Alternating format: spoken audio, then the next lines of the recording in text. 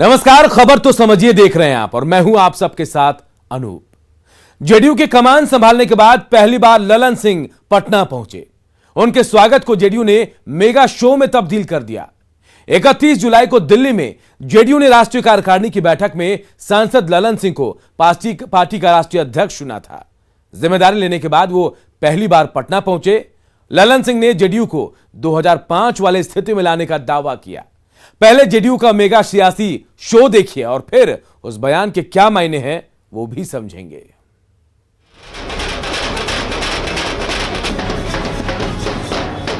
आगे हाथी, पीछे ऊंटों का काफिला।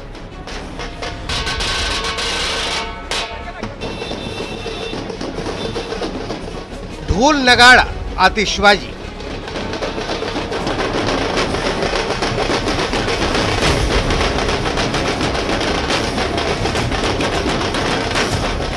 और हजारों की भीड़ का ये काफिला किसी बड़ी रैली या चुनावी रोड शो का नजारा नहीं है, बल्कि भव्य स्वागत की तस्वीरें हैं जेडीयू के नए अध्यक्ष ललन सिंह की।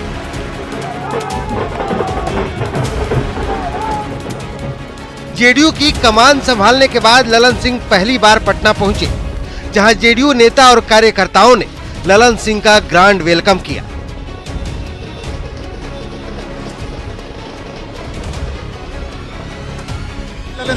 आप खुले गाड़ी से बाहर निकले हैं और अपने समर्थकों का उत्साह बढ़ा रहे हैं। पटाखे हो या फिर जो बैंड बाजा, जबरदस्त उत्साह ये बताने को काफी है कि ललन सिंह के स्वागत के लिए जेडीयू पूरी तरीके से एकजुट है। और ये एकजुटता ये बताने को काफी है कि ललन सिंह की अगुवाई में जेडीयू एक बार फिर से अपने पुराने दौर में पहुंचेगी। तो ये तस्वीर देखिए, वाहनों की लंबी कतार, और ये एक मैसेज भी देने की कोशिश है जेडीयू की तरफ से कि जेडीयू पूरी तरीके से एकजुट है और ललन सिंह के आने के बाद पार्टी दूसरे कलेवर में नजर आएगी। फूल मालाओं से लदे ललन सिंह खुली जीप से बेली रोड होते हुए जेडीयू के दफ्तर पहुंचे। जितनी गर्मजोशी से कार्यकर्ताओं ने वेलकम किया, उतनी ही गर्मजोशी से ललन सिंह ने अभिवादन भी स्वीकार किया। न्यूज 18 से खास बातचीत में ललन सिंह ने दावा भी कर दिया कि जेडीयू अब 2005 से भी मजबूत रुतबे को हासिल करेगी। जेडीयू में 2005 का जो आपने दौर देखा, क्या आपको लगता है एक बार फिर से वो दौर आएगा? उससे मजबूत दौर आएगा। ललन सिंह के भव्य स्वागत के पीछे जेडीयू की बड़ी रणनीति है। दरअसल जेडीयू विरोधी दल को यह एहसास दिलाना चाहता है कि जेडीयू ने अब तेवर बदल लिया है।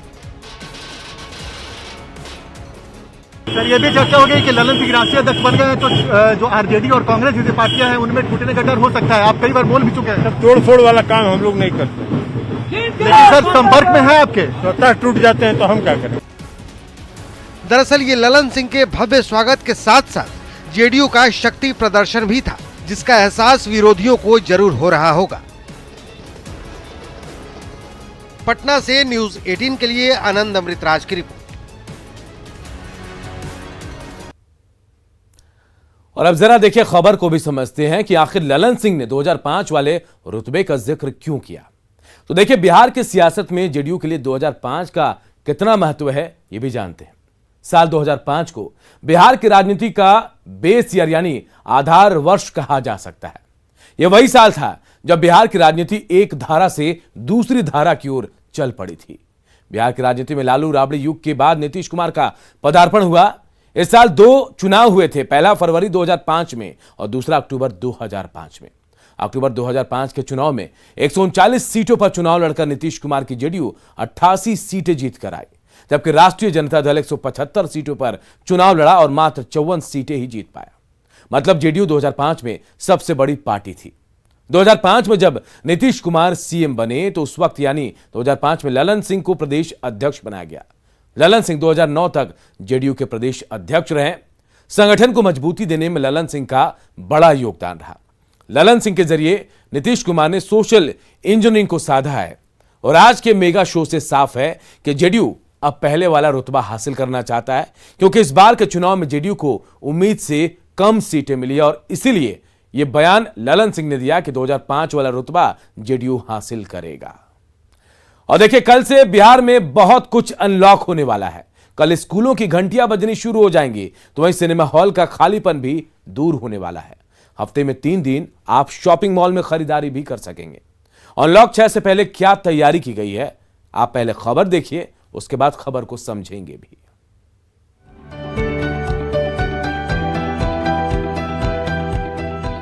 लंबे समय बाद बिहार के स्कूलों में रौनक लौटने वाली है, लिहाजा तैयारियां जोरों पर हैं।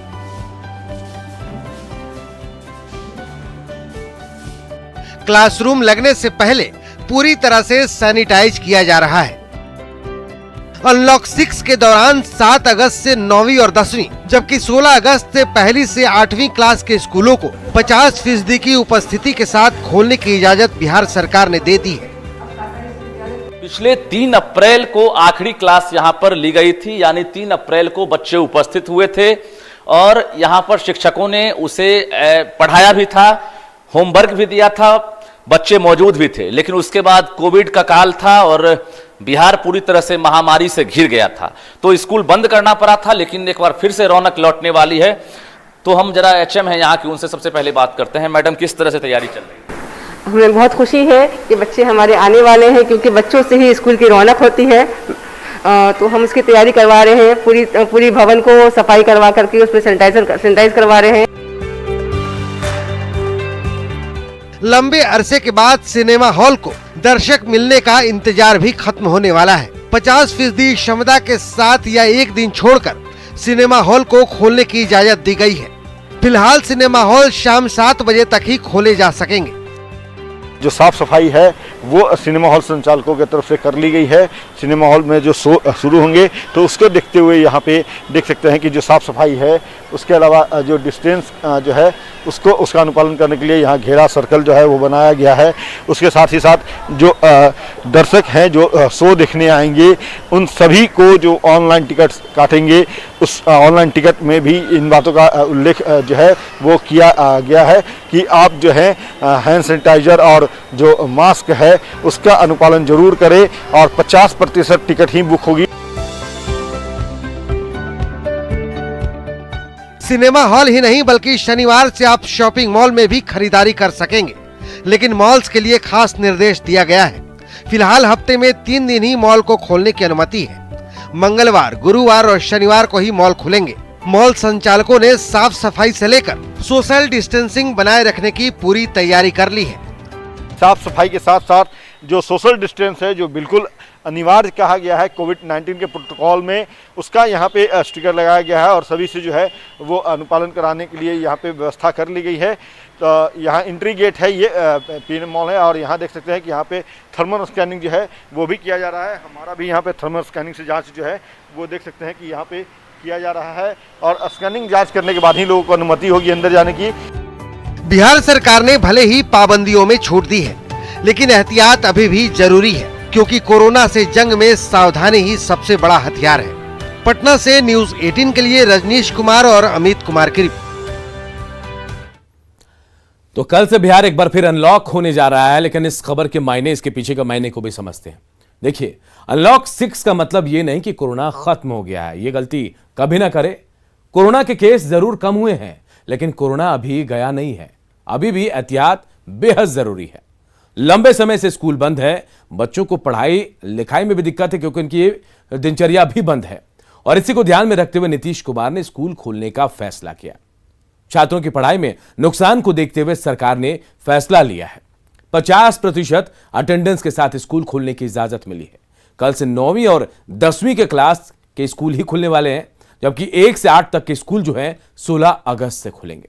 शैक्षणिक संस्थानों को कोविड-19 नियमों का ध्यान रखना जरूरी होगा और भविष्य को ध्यान में रखते हुए कॉम्पिटिटिव एग्जाम की तैयारी के लिए कोचिंग सेंटर्स को भी खोलने की परमिशन दी गई है। कल से शॉपिंग मॉल और सिनेमा मॉल हॉल भी खुलने वाले हैं, लेकिन मॉल और सिनेमा हॉल शाम 7 बजे तक ही खुलेंगे। 50% क्षमता के साथ एक दिन या फिर एक दिन को छोड़कर हॉल को खुलने की इजाजत दी गई है, जबकि मॉल जो है अल्टरनेट डे पर यानी हफ्ते में 3 दिन खुलेंगे। मतलब साफ है, सरकार पाबंदियों के साथ साथ अर्थव्यवस्था को भी गति देना चाहती है, जिसमें सबसे जरूरी यह है कि हम सावधानी बरतें, संजीदगी दिखाएं, और हमारी सावधानी ही है जो तीसरी लहर को रोक सकती है। तो अनलॉक हो रहा बिहार, लेकिन सावधानी आप जरूर बरतें।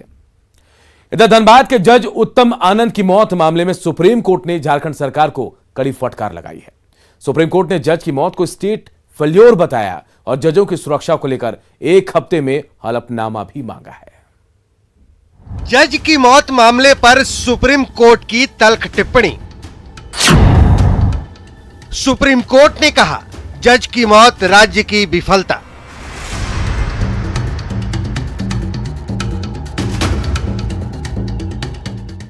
अट्ठाईस जुलाई की वो तस्वीरें हैं जिसने सीधे सीधे झारखंड की कानून व्यवस्था को कटघरे में खड़ा कर दिया है। 9 दिन पहले यानी 28 जुलाई को कोयला नगरी धनबाद में सुबह सुबह जस्टिस उत्तम आनंद मॉर्निंग वॉक पर थे, तभी एक ऑटो किनारे जाकर उन्हें टक्कर मार देता है, जिसके बाद जज उत्तम आनंद की मौत हो जाती है। इस पूरे मामले पर सुप्रीम कोर्ट में सुनवाई हुई, जिस पर सुप्रीम कोर्ट ने बेहद तल्ख टिप्पणी की और इसे स्टेट का फेलियर बताया। इस मामले पर अब अगली सुनवाई सुप्रीम कोर्ट 9 अगस्त को करेगा। झारखंड के मामले में सुप्रीम कोर्ट ने कहा कि वहां पर कोल माफिया इतने एक्टिव हैं कि ऐसे में इस प्रकार की घटना और दर्दनाक घटना सामने आई और ये कहीं ना कहीं अपने में एक स्टेट फेलियर है। बहरहाल सुप्रीम कोर्ट ने इस पूरे मामले में केंद्र सरकार को ये कहा है कि जजों की सुरक्षा को लेकर केंद्र सरकार 1 हफ्ते में सुप्रीम कोर्ट में हलफनामा दाखिल करे। वहीं सुप्रीम कोर्ट ने सभी राज्यों को देश भर में जजों की सुरक्षा को लेकर अपने अपने राज्यों की व्यवस्था क्या है उसको लेकर हलफनामा दाखिल करने के लिए कहा है। झारखंड में जज की मौत के मामले में सुप्रीम कोर्ट ने बेहद तल्ख टिप्पणी की है। चिंता जाहिर करते हुए सुप्रीम कोर्ट ने सुनवाई के दौरान कहा कि झारखंड में जज की मौत राज्य की विफलता है। धनबाद में कोल माफिया सक्रिय है, ऐसे में जज उत्तम आनंद को सुरक्षा दी जानी चाहिए थी। सुप्रीम कोर्ट ने सभी राज्यों से 17 अगस्त तक जवाब मांगा है। अगली सुनवाई 17 अगस्त को होगी।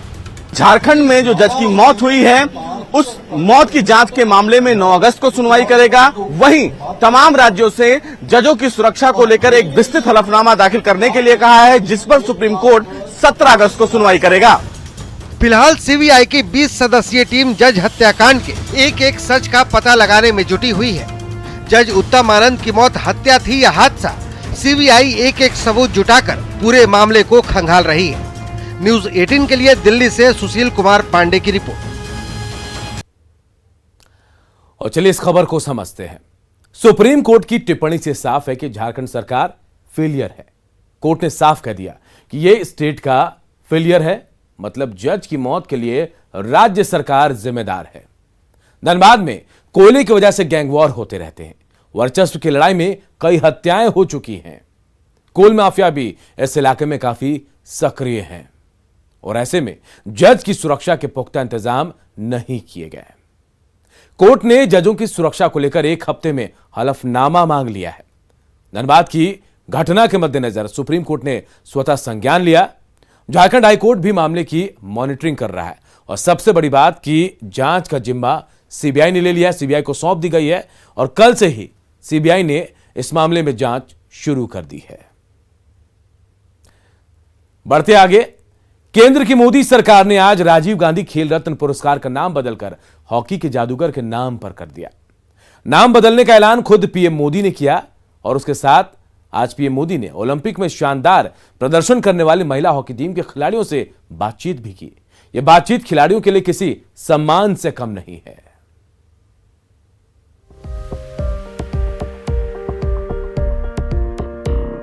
राजीव गांधी खेल रत्न पुरस्कार का नाम बदलकर मेजर ध्यानचंद खेल रत्न पुरस्कार कर दिया गया है। केंद्र सरकार ने हॉकी के जादूगर मेजर ध्यानचंद के सम्मान में ये बड़ा फैसला लिया।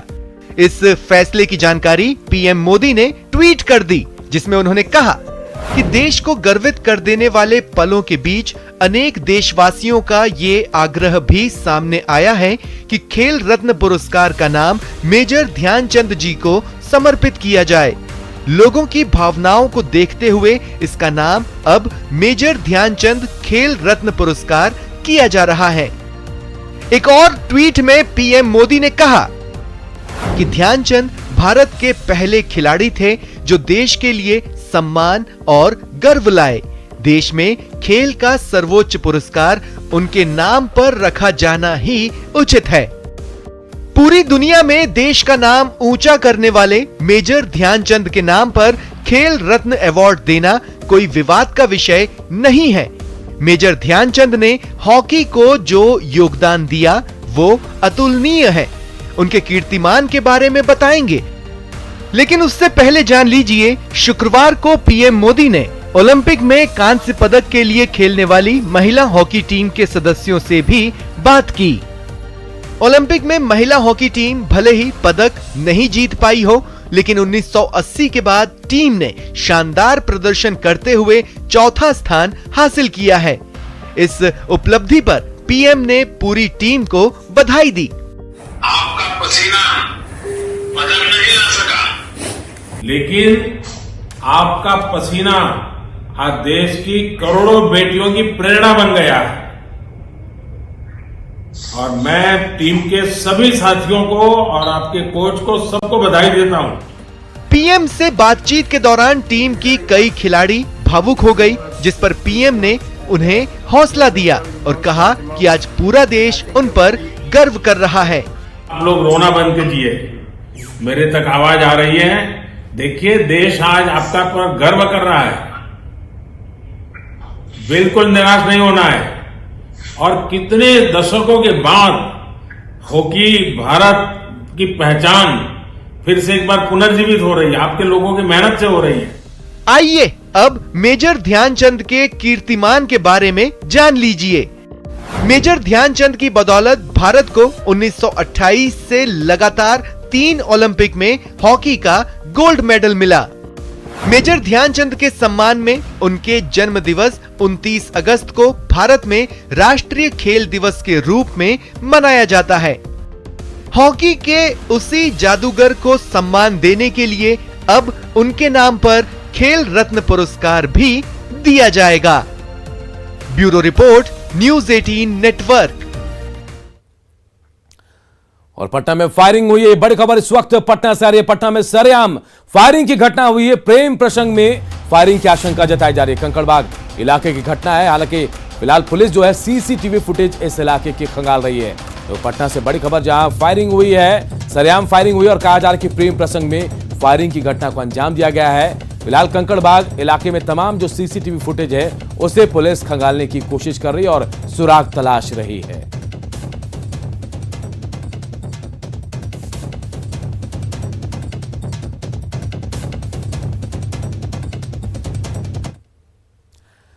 नेटवर्क 18 फेडरल बैंक संजीवनी गाड़ी भारत के कोविड प्रभावित जिलों में जा रही है।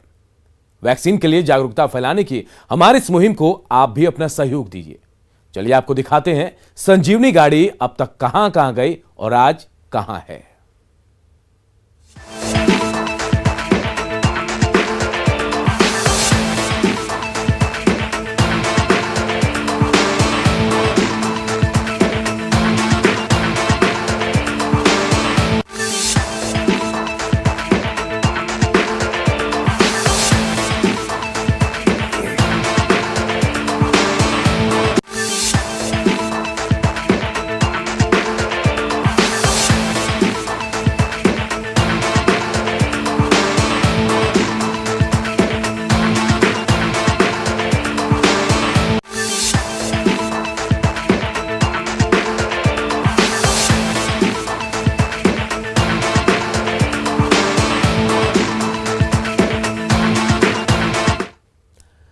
और इस बुलेटिन में इतना ही, लेकिन खबरें लगातार जारी है। देखते रहिए न्यूज़ 18 बिहार झारखंड।